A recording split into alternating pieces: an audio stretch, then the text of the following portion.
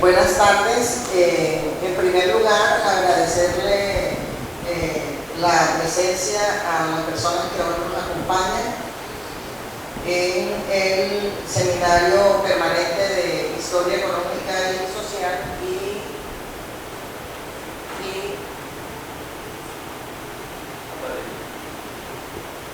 agradecerles a ustedes por asistir a esta jornada académica del Seminario Permanente de Historia Económica, Social y Política y a la Cátedra Manuel María Madiedo que llevaremos a cabo hoy.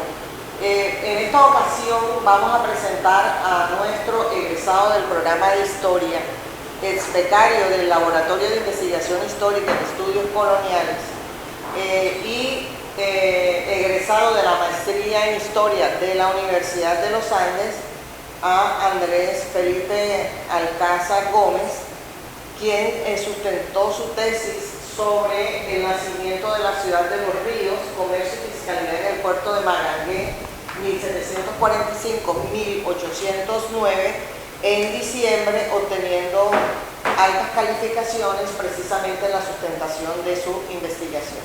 Esta investigación de Andrés es importante porque comienza a abrir camino a un espacio geográfico, a un puerto que en el periodo de la monarquía hispánica ha estado un poco abandonado.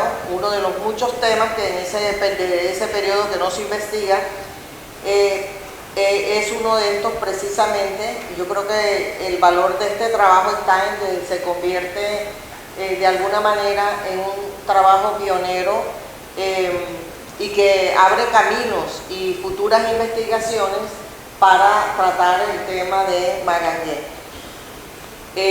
Magangué sí tiene varias investigaciones, pero son investigaciones del siglo XIX.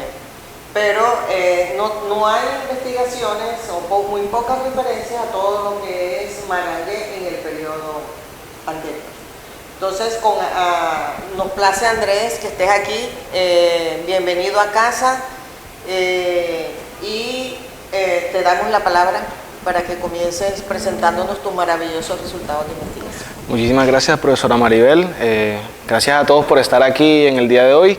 Como bien señaló la profe, el título de la monografía para optar al título de magíster en la Universidad de los Andes fue el nacimiento de la ciudad de los ríos, comercio y fiscalidad en el puerto fluvial de Magangué. Quiero empezar esta presentación estableciéndoles por qué el título, por qué decir el nacimiento de la ciudad de los ríos. Precisamente porque el puerto fluvial de Magangué colinda entre lo que es el río Magdalena, el río Cauca, y eso hace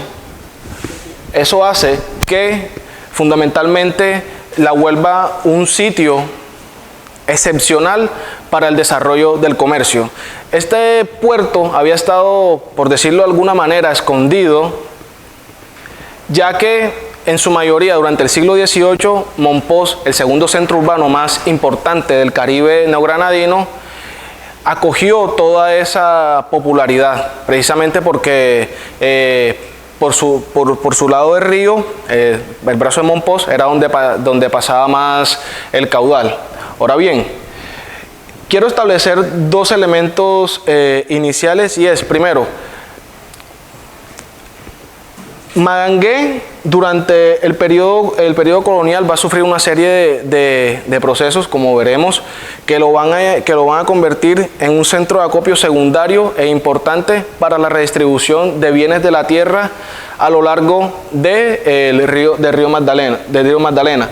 Bien, la presentación constará de unos acercamientos a los estudios de Magangué, unas preguntas, problemas que me guiaron al desarrollo de la investigación, la metodología y tres variables principales: las dinámicas en el Bajo Magdalena, es decir, Magangué y su jurisdicción interna, porque sí, Magangué durante el periodo colonial también tuvo una jurisdicción propia, independientemente de que estuviera en el sur de la provincia de Cartagena y que dependiera fiscalmente de Mompox. La segunda variable, el comercio a través de Magangué, es una serie de aproximaciones a los lugares y sitios con los que Magangué tenía una entera conexión. Y la última variable, es la fiscalidad en la caja subalterna de Magangué. Esto es un esbozo sobre las dinámicas tributarias y de recaudo que la caja obtenía. Bien, algunos acercamientos sobre el puerto fluvial de Magangué es que, principalmente, como bien lo señaló la profesora Maribel de la Cruz, las investigaciones que se han realizado sobre este puerto han sido escasas y se han centrado sobre todo en la segunda mitad del siglo XVIII. Hay una cuestión que muchas de estas investigaciones han desarrollado o han establecido como punto de quiebre para estudiar Magangué, y es el cambio del cauce de río Magdalena a mediados de las décadas de los 60 del siglo XIX.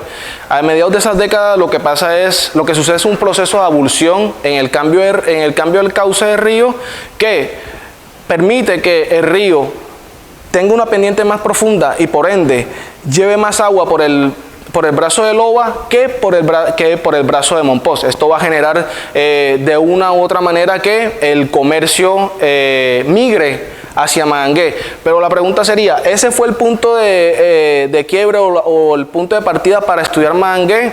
Lo que yo establecí en esta tesis de maestría es que no.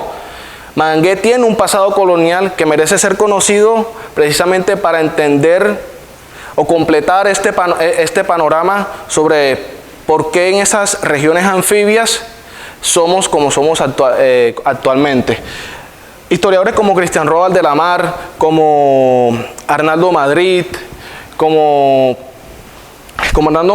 han desarrollado, digamos que investigaciones sobre la función del puerto fluvial de Magangué durante la segunda mitad del siglo XIX, estableciendo primeramente que hubo un interés por parte de las élites regionales de reconstruir el comercio de la naciente república para así poder darle un despegue a la economía interregional de Colombia.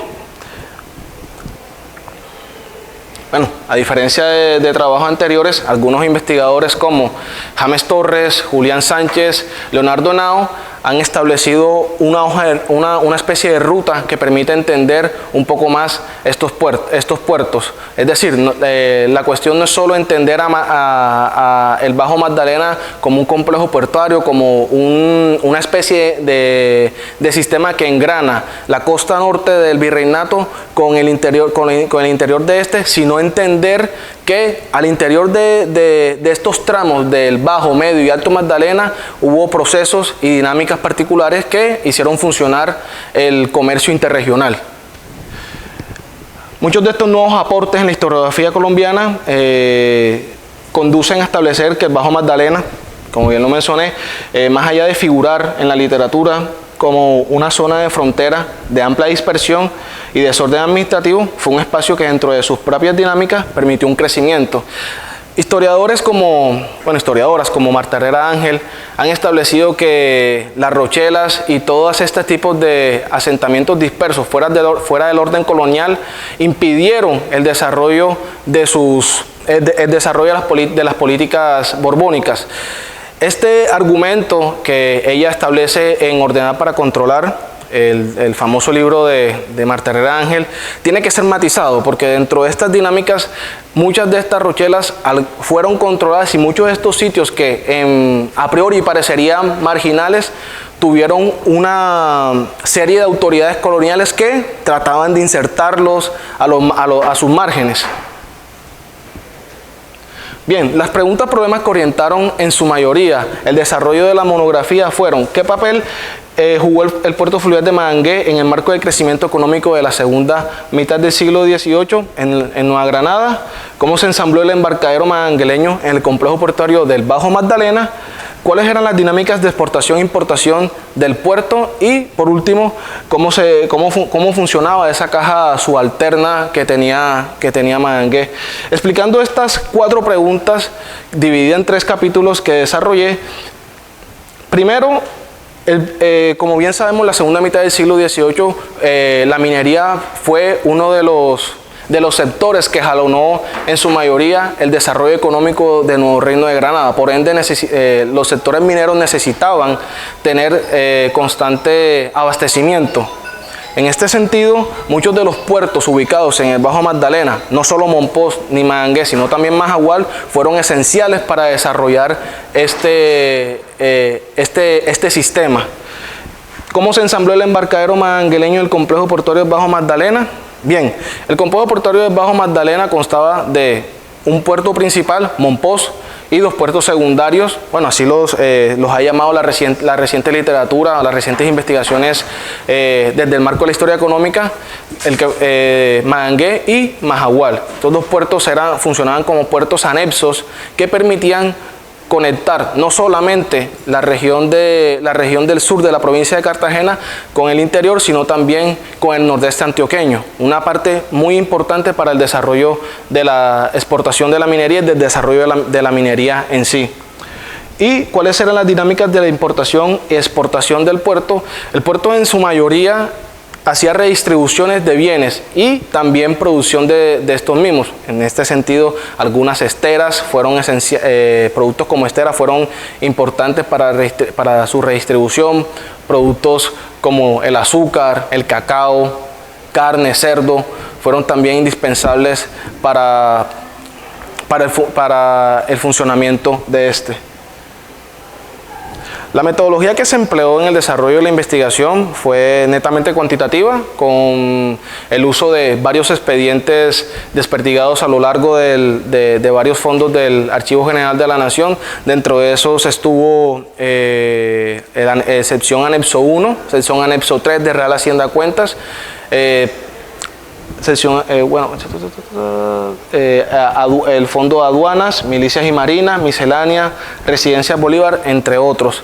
Estos fondos que me permitieron ver a mí durante el desarrollo de la investigación, me permitieron ver a mí un mundo más complejo de lo que aparentemente Próspero Botero Campuzano había en su momento en Historia de Magangué presentado. Me permitieron ver un puerto y una sociedad compleja que dentro de sus propias dinámicas desarrolló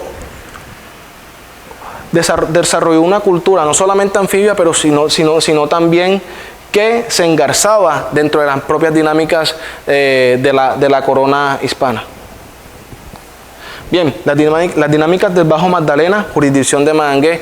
Esto sí es esencial tenerlo en cuenta porque muy poco se menciona que Monpós tuvo una jurisdicción importante en el sur de la provincia de Cartagena, por ser el centro urbano el segundo centro urbano más grande del Caribe. Pero esos oficiales reales, esos administradores de aduana, necesitaban tener también, extender su mano a lo largo del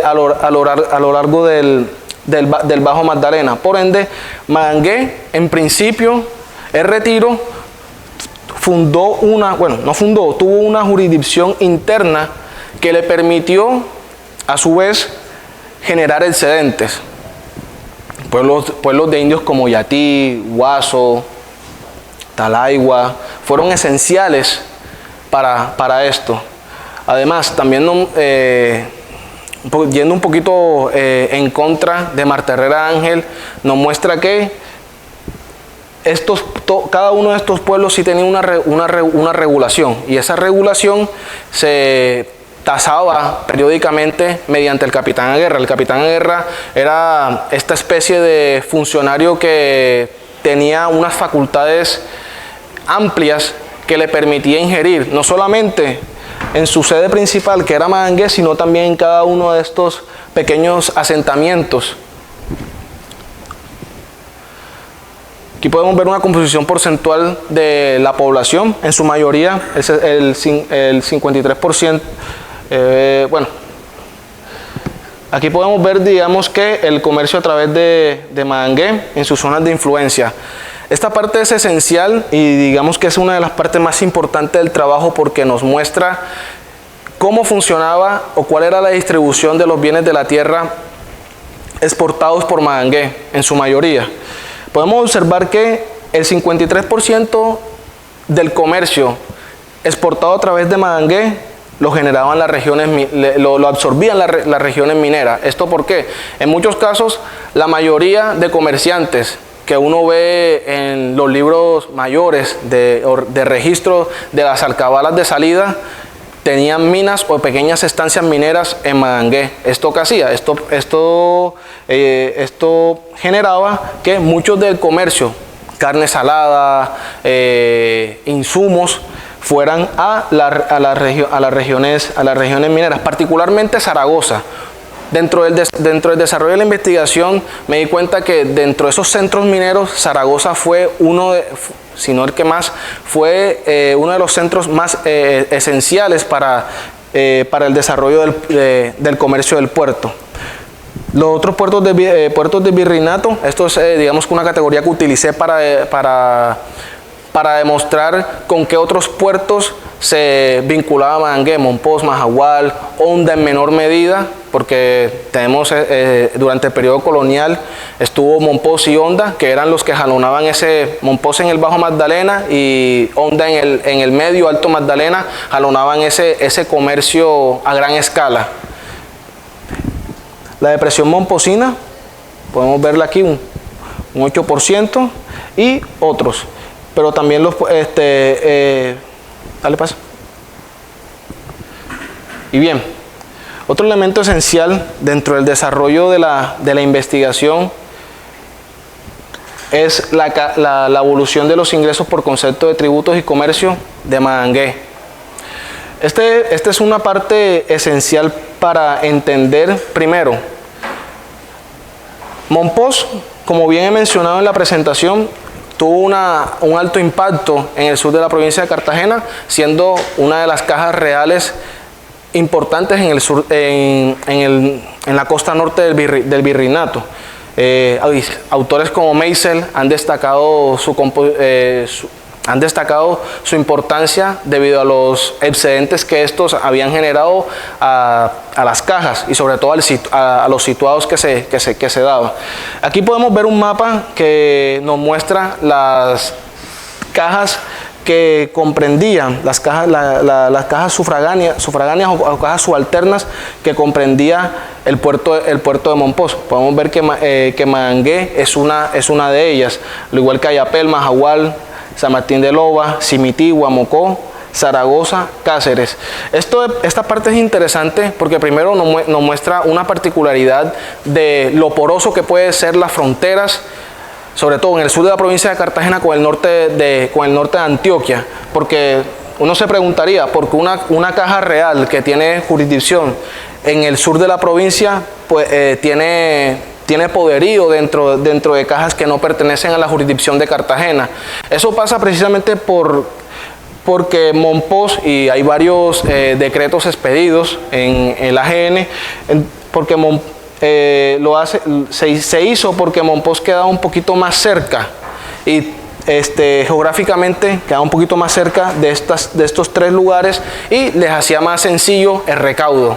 Eso es esencial dentro de la dinámica de las reformas borbónicas, tratar de tener un centro urbano, un centro prestante cerca para poder hacer los recaudos. Ahora bien, el comportamiento de la caja de Magangué entre 1745 y 1809 lo pueden observar en la siguiente gráfica. Lo dividí por tres elementos: comercio, otros y tributos, y podemos ver en su mayoría la importancia de los tributos a lo largo del tiempo. Esto nos muestra que en Magangué no solamente había una moderada presencia indígena, sino también el acceso monetario que tenían estos para realizar sus actividades. En su mayoría estos indígenas eran bogas. Unas pequeñas conclusiones. La primera parte de esto es que este trabajo ha buscado proporcionar nuevas perspectivas sobre el estudio de la historia económica del Caribe, y nos muestra primero que al interior de Magangué y en el sur de la provincia de Cartagena hubo unas dinámicas económicas sociales importantes que beneficiaron no solamente al intercambio interregional, sino también dio origen a nuevas formas, sino que también dio origen a establecer también nuevas rutas de acceso a lo largo del periodo colonial. En un segundo lugar, podemos concluir que Magangué se integró de forma secundaria al comercio interregional a través de mercados principales como Zaragoza. Digamos que a mí en el desarrollo de la investigación me pareció interesante ver cómo en cada uno de los registros Zaragoza fue uno de los puntos de acopio más importantes. Cabe resaltar que es esencial seguir investigando un poco más de esta relación entre Zaragoza y Magangué, porque nos muestra que no solamente fue un mercado potencial, sino que fue el mercado que más jalonó las exportaciones del puerto.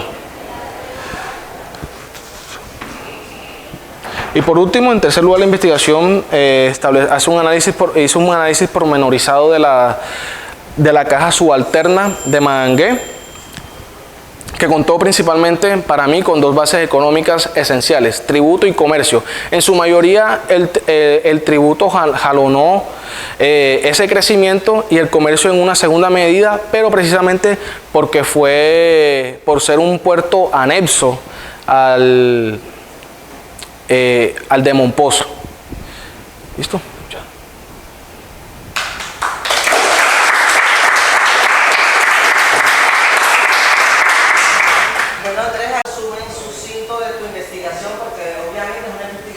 Más extensa. Mucho más larga, más extensa.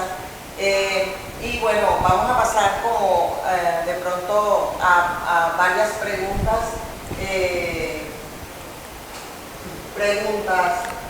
dudas, comentarios. De todas maneras es una investigación pionera y todavía sigue abierta esta línea de investigación.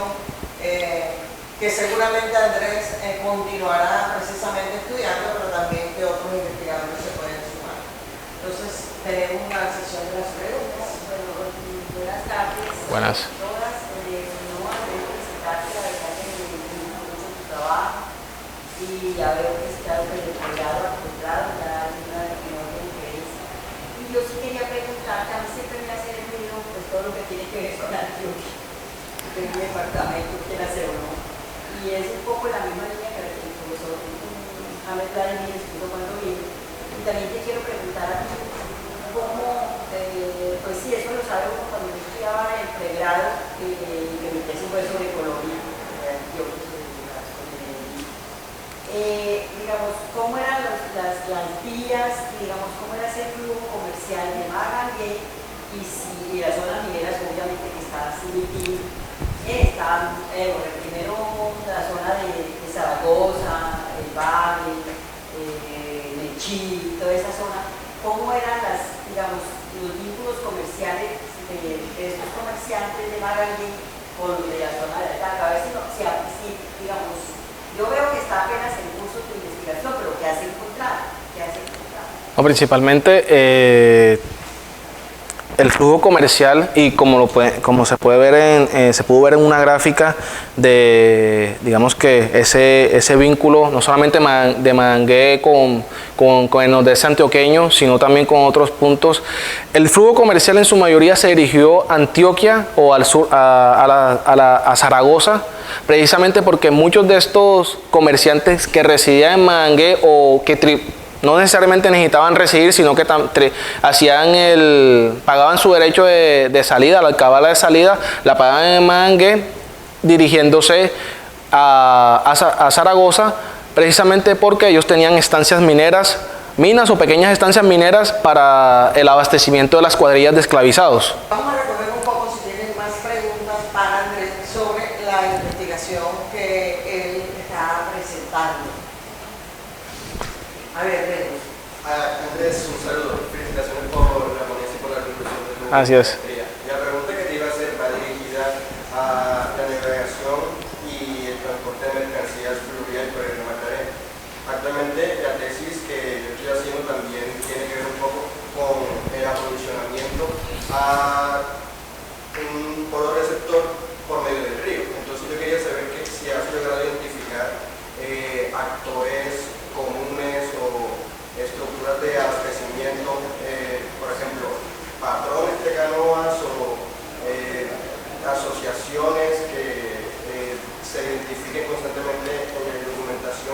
que ayude más o menos a construir una especie de red o historia o dar un enfoque social a esa conexión fluvial. Y la otra pregunta que te quería hacer era sobre esa gráfica que presentaste sobre los ingresos de la caja subalterna. y comercio. Sí. Te quería preguntar si esa gráfica que está ahí fue determinada por la documentación disponible en el AGN o tú la sacaste acorde a coyunturas que determinaban algo, y también una explicación de qué logras identificar con una respuesta de esos picos que se ven entre el 77 y el 79. Porque, claro, aquí uno podría pensar que de pronto con la división del impuesto de Alcabal y el impuesto de Barlovento eso influyó de alguna manera. Te quería preguntar, ¿qué se logra sacar de ahí? Empiezo por la primera. Bueno, vamos a recogerlas y... Necesito ojo, vamos a enfocarnos, no nos vamos a dispersar, ¿ok? No. Ni hablar de nuestras propias investigaciones. Vamos a centrarnos en Pero está función de buena la la pregunta. investigación de Andrés. Entonces, vamos a recoger las preguntas para que Andrés así nos pueda argumentar más alrededor de su investigación. Sí, una propuesta también, es que como aquí todos que están haciendo sus tesis, más bien él también comparta su experiencia metodológica, ese sería como las fuentes, los retos, las dificultades que tuviste, porque aquí todos son en trabajo de grado, están en trabajo de grado. Entonces, la idea es que ya que tú pasaste por trabajo de grado, no existe maestría, cosas que le pueda ser útil a los muchachos y a las muchachas que están aquí. Vamos a Bueno, mucho gusto, Ingeniero Ortiz, y en parte va un poco ligado a lo que estaba contando de hoy, pero no tan. Lo que pasa es que me llama un poco la atención cuando estás explicando los puertos que lograste identificar para armar el comercio en la parte de Magangué. Sin embargo, viendo la gráfica, me llama un poco la atención las distancias. Más que todo es preguntar si lograste identificar algún tipo de puerto oculto dentro de, puerto oculto dentro de el mapeo de de la ruta que estabas trazando. Porque según lo que he estado leyendo de tu tesis, me tuve el atrevimiento de leer un poco la introducción. Oh, tranquilo. Tu propósito fue establecer las rutas. Sin embargo, las rutas que me estás mostrando en el mapa yo creo que están un poco distantes, lo cual considero que deberían tener algún tipo de parada, algún tipo de cabeza militar. No sé cómo lo hizo, pero creo que no es militar, algo así. Pero sería una especie de puerto oculto que estaría en función de poder llevar las mercancías y las cosas dentro de la ruta fluvial. Además de que dentro de la evolución de los ingresos por concepto de tributo y comercio, lo están explicando, pero sí me hubiera gustado que, también me dio la duda, ¿qué rayos ocurrió entre 1780 y 1808? Porque a diferencia del primero de 1773, yo veo que va subiendo, baja feo y sube a subir otra vez, pero la segunda sí veo que baja más, intenta subir nuevamente, sube exponencialmente y luego vuelve a bajar bastante. Y eso creo que habla un poco más de la dinámica de lo que están estudiando más que la gráfica entera. Entonces, no. Empiezo con la primera de Dewin. Sí se puede hacer un mapeo o digamos que establecer conexiones entre comerciantes. Si es posible, yo para este caso sí lo tenía en un principio pensado, pero por cuestiones de tiempo me decanté por no hacerlo, pero sí es posible digamos que no solamente establecer las rutas, sino también establecer redes de compadrazgo, porque en muchos casos, si tú miras bien los libros comunes o libros mayores, puedes observar que hay varios comerciantes. En un mismo folio puedes observar que un comerciante firma a favor, es apoderado de otro, y ese mismo lo puedes ver, digamos que 5 o 6 folios más adelante. Y también se puede observar que puede haber también en común un destinatario. Varios comerciantes pueden hacer negocios con un destinatario, ya sea en las zonas mineras o en parte de la depresión momposina. ¿Cuál era la segunda que me hiciste? La de la gráfica. La de la gráfica. Los ingresos por concepto de tributos y comercio. La respuesta, bueno, esta gráfica está determinada es por las fuentes que se consultaron en el AGN.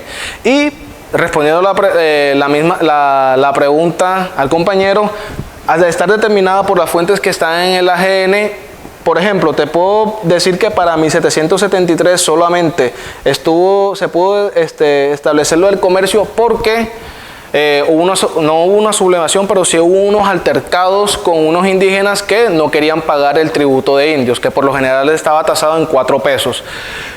La cuestión entre esos saltos abruptos es cuestión también de la misma información que te proporciona la fuente. Entonces uno no puede alterar eso. Y como podemos ver, la mayoría de gráficas que pude hacer no solamente para el capítulo de la caja subalterna, presentan un decrecimiento ya finalizando el periodo colonial, ya entrando ya la lucha, digamos que toda esta parte independentista y todo este proceso de la regeneración que se da entre 1810 y 1815 con Murillo, todo este proceso. Ojo, esto no quiere decir que no haya más información posterior a 1808, seguramente sí la hay, sobre todo en el Fondo Mercancías y Licencias, hay partes de ese comercio interregional que se va expandiendo a lo largo de ese periodo. Historial. Hablemos ahora un poco de metodología, de las fuentes, cuáles fueron las limitaciones que tuviste, cuáles fueron, es decir, hablemos un poco de toda esa parte que está detrás de una investigación. Ahora, yo fui la lectora del trabajo de Andrés, de la tesis de maestría. Y tengo que decir que siempre es importante tener en cuenta la temporalidad histórica que se está estudiando. 1745. Es decir, ¿qué es lo que está presentando? Una fotografía de un periodo específico, de un tema en específico, pero obviamente hace falta reconstruir todavía muchas cosas. El escenario. Pero en este momento esto es una fotografía de lo que él específicamente está estudiando. Por tanto, esa gráfica, como estaban ustedes preguntando, es una gráfica en la cual él, basado en las fuentes, porque en la historia económica nos basamos en las fuentes. O sea, si no la tenemos en la fuente, para nosotros no existe. No lo podemos inventar, ni perteorías, ni nada de eso. Entonces, es decir, él ahí tiene unos picos, etcétera. Y una de las cosas, ideas importantes, Andrés, que también te enseñamos en la sustentación es, definitivamente, en las cajas reales el tributo indígena pesa. Fue la cuenta que más recaudó. Eso nos tumba el tema que ha hecho carrera aquí en la costa, que aquí no había indígenas. En ese periodo, todavía se llega en el siglo XIX, se lo vamos a encontrar. Entonces a mí me parece que pudiéramos hablar un poquito, como dice la profesora Gloria, de cómo hiciste la investigación, cómo definiste, por qué llegaste a esas preguntas y bueno, cuáles fueron todas las motivaciones y las tristezas que tuviste detrás de la tesis. Empecemos primero por las motivaciones. Bueno, yo sí tengo dos preguntas. Una es justamente metodológica, la segunda un poquito histórica. En primera instancia, yo estaba conversando un poco con la profesora Gloria y me está preguntando, no sé si habrá dicho en la potencia, qué tipo de fuentes se hace, notariales, se hace listo. Proyectos documentales que utilizó para el análisis de su trabajo. Segundo, como bien mencionó la profesora, para el caso de Magangué, como está la fuente, la producción, por lo menos el sustento económico de Magangué. El tributo de indios. Exactamente, en ese sentido, no sé si en la fuente tú encontraste qué tipo de producción agrícola o ganadera podría decirse que tenían, por la cantidad de reses, la cantidad de actos ganaderos, por así decirlo, o si fue similar al caso de Montesino, por el Marqués de Santa Cruz, por así decirlo. Empezando con la pregunta metodológica, la mayoría de los expedientes estuvieron relacionados con la sección anexo 3 del AGN, que es Real Hacienda Cuentas. Esta sección contiene una gran amalgama de expedientes contables, pero también esos expedientes contables a nosotros nos permiten entender la dinámica social que se estaba generando en aquel entonces en el puerto de Magangué. Y la segunda pregunta, ¿me la repites porfa? La de... Si en esas diferentes notariales o fuentes primarias, por así decirlo, logró encontrar qué tipo de producción ganadera, agrícola, digamos, esa producción indígena En suma, se documentase, cuánto, por ejemplo, ganado tenía un jato, cuántas veces de vaca que se llama etcétera, si en cada caso de que hizo Vladimir Laza en Marqués de Santa Juana. oye, No, incluso también al hilo de la pregunta de Medina, porque eso también nos está indicando qué se consumía en las zonas mineras, cuál era la dieta de los esclavizados. Hay un trabajo de una gringa que dice que los esclavizados comían mejor que en Europa en ese momento, en el siglo XVII. Los que comían cerdo, los frijoles, en fin, la arepa de maíz, lo trabaja más a la cosa de ella, no vamos a dar inglés, te lo puedo pasar. Entonces yo quería como saber qué sale, porque eso nos va diciendo la dieta alimenticia, qué se comía, quiénes estaban allá, es decir, como, porque eso nos da una idea de esa vida cotidiana. en efecto son, es más que todo proteínas, carne, cerdo, algunos, digamos que puede, bueno, también cacao, pero en menor medida. El caso del cacao es particular porque en un expediente del AGN se menciona que muchos uno de los dueños de minas estaba reclamando que se les exonerara del pago del derecho a alcabala, o bueno, del real derecho de proyecto, que también se le llama, porque esa producción iba para una mina en Zaragoza. Eso es un expediente de más de 100 folios en donde se da ese pleito, pero digamos que nos muestra un panorama en donde hay, digamos que algunas concesiones con algunos productos que están destinados a la zona minera, pero en su mayoría son proteínas las que se dirigen a la zona minera. En cuanto a las motivaciones de la investigación, bueno, digamos que era importante para la maestría establecer un tema novedoso y que sobre todo estuviera soportado en fuentes. Ese fue uno de los problemas que tuve al principio, porque la mayor parte de las investigaciones, como lo mencioné al inicio de la presentación, estaban orientadas a la segunda mitad del siglo XIX, lo que me llevó a mí a estar en el AGN revisando fondo por fondo y extrayendo algunos expedientes relativos a Magangué. De hecho, en uno de estos expedientes ubicados en el Fondo Empleados Públicos, sección Colonia, nos muestran digamos que una pequeña fotografía, un pequeño panorama de cómo eran las ferias de Magangué y de qué lugares iban algunos ganados hacia Magangué. Por ejemplo, desde Momposa varios comerciantes llevaban ganado en las canoas hacia la feria para ser vendido. Otra cosa que también nos permite ver, bueno, me permitió ver a mí la sección anexo 3, que para esta investigación sin duda fue muy valiosa, es el caso de las ferias de Magangué. Eso nos muestra primero que los libros mayores están divididos por ramos. Dentro de estos hay dos ramos. Está el de alcabala, que comprende todo el comercio interno que se genera en el sitio. Y está el real derecho de proyecto, o lo que se conoce como alcabala de salida, que es ese impuesto de tránsito que si bien se paga en un puerto, ya no se pagaría en el otro.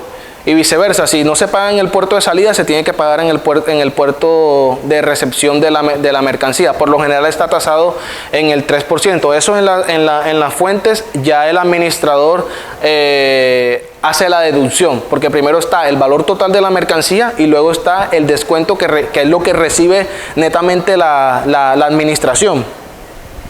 En ese orden de ideas, lo que me permitió ver a mí es que dentro del ramo de las alcabalas no hay una alcabala de la feria, pero sí hay mención a las ferias y sobre todo el porcentaje que se recaudaba. Yo logré en la investigación establecer más o menos unos 8 años, no es mucho, pero digamos que es una muestra que nos permite ver cómo fue el movimiento de recepción de dinero por concepto de la feria.